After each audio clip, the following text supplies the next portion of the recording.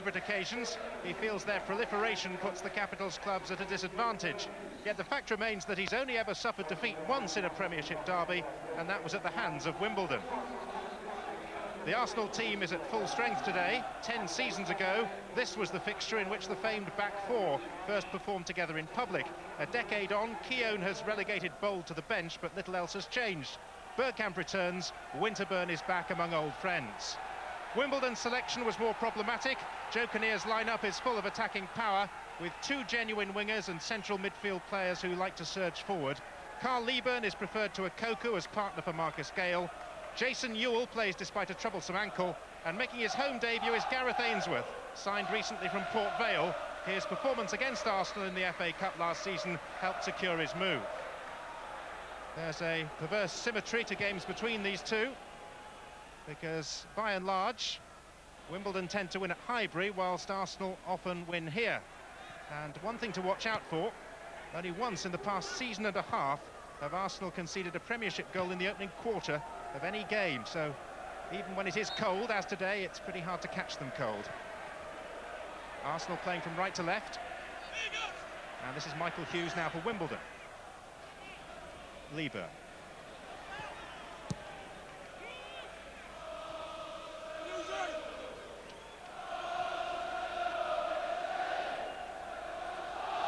The referee is a Yorkshireman, Mike Riley.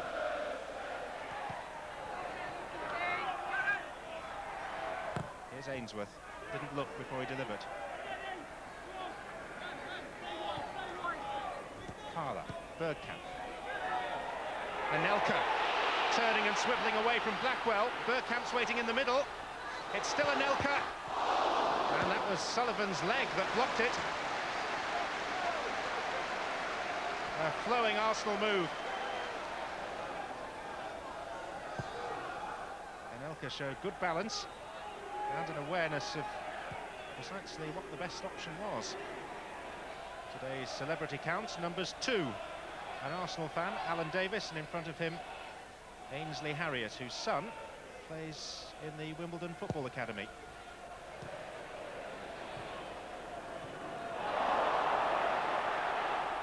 This is Vieira. Now there could be a fault in Wimbledon's backline, but Vieira has pulled up with what may well be a hamstring injury, which, with a vital European Champions League game against Lens coming up 4 days hence, is not good news. Here's Hughes at the other end.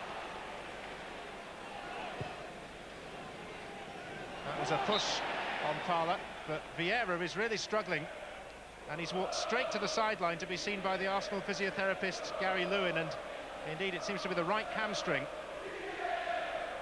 There were real possibilities for Arsenal, because Parler was clear, but just before he released the ball, the hamstring went. And he's such a vital cog in this Arsenal team that to lose him for a game like that against Lens would be a significant blow.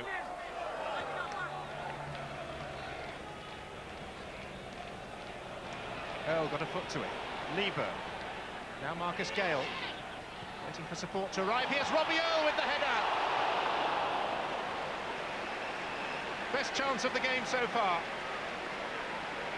And purely in terms of the home team's efforts, their first decent opportunity. Delightfully delivered, and the header had Seaman beaten but was just 6 inches too high. Robbie Earl was the last Wimbledon player to score a winning goal against Arsenal here 6 years ago. Worryingly for Arsenal, Dennis Bergkamp now needs treatment. Too many people in the ground today for him to stand behind the goal.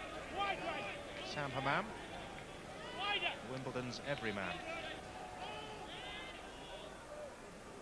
He has had ankle problems, but it seems to be slightly higher up that is causing concern. It's a calf muscle injury that Dennis Bergkamp has got. And it seems unlikely that he'll be able to continue.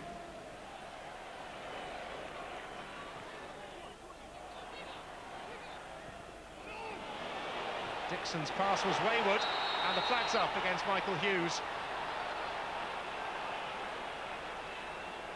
But Arsenal are not looking themselves at all. The powerful running of the likes of Michael Hughes is unsettling them.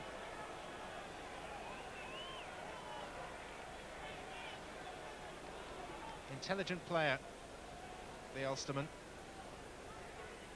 Delivers a good cross. He's a thinker about the game, but Lee Dixon was just harried into an error, really. And I think that Hughes was distinctly unfortunate to be flagged offside.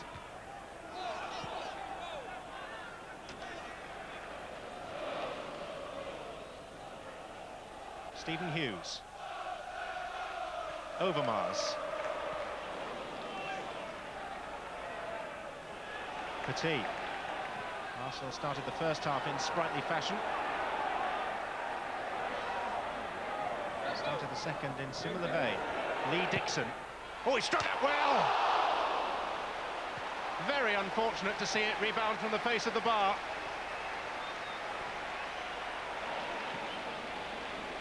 Because the goalkeeper was nowhere near it. Had time to size it up and left-footed with curl. His goals tend to be few and far between, but are generally worth waiting for.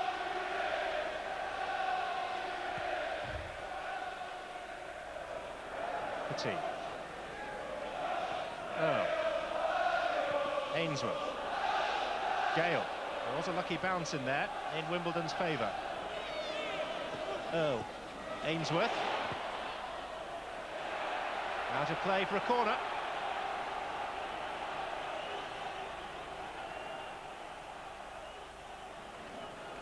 The giant Leeburn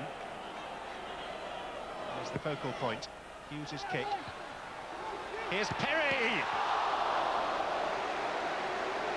Surprised to get the chance, unable to take it fully.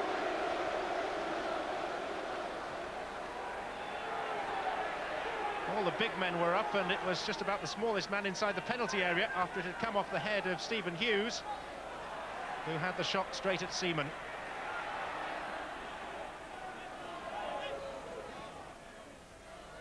Michael Hughes. Seems to have hold of Lee Dixon's shirt. He's escaped. Hughes cross. Oh, it seemed like a handball, but Okoku's tucked it in. Arsenal are appealing for handball, but the goal stands. And within moments of joining the fray, Okoku has beaten David Seaman. And Wimbledon are in front against the reigning Premiership champions. So much of the credit to Michael Hughes, but there seemed to be a hand used by Robbie Earle in the build-up to Okoku scoring.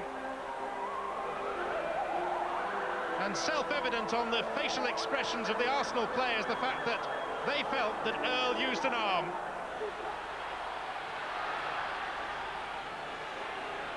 Stephen Hughes. Parler to Christopher Wray. And it's all hands to the pump for Wimbledon, but they have held out.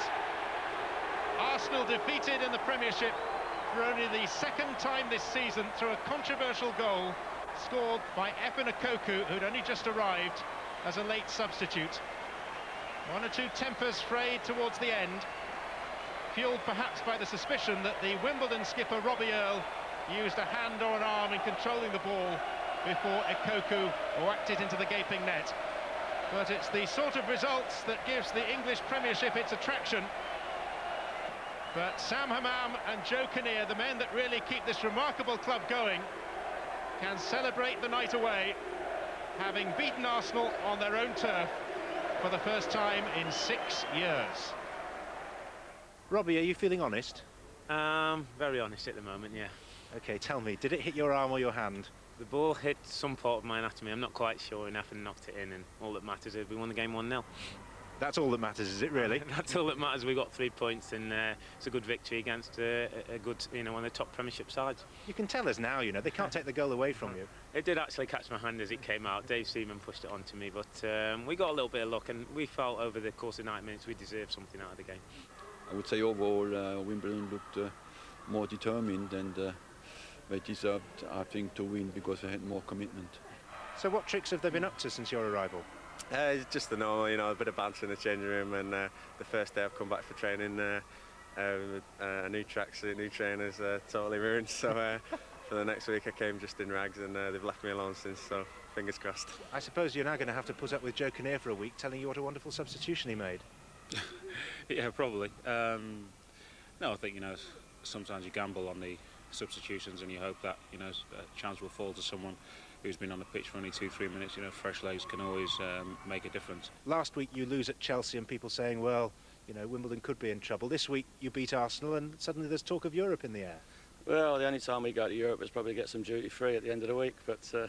The old lines are the best, aren't they? We do have a club tour at the end of the season, but no, it's just, it gives everybody a lift, let's be honest about it. And you've got to enjoy these victories when they come. They're far and few between for us, but we're in there year in, year out, and we've stayed in the Premiership now, which is a lot to be proud of. It's not just today's result, but it's been going on now 8 years, and long may it continue.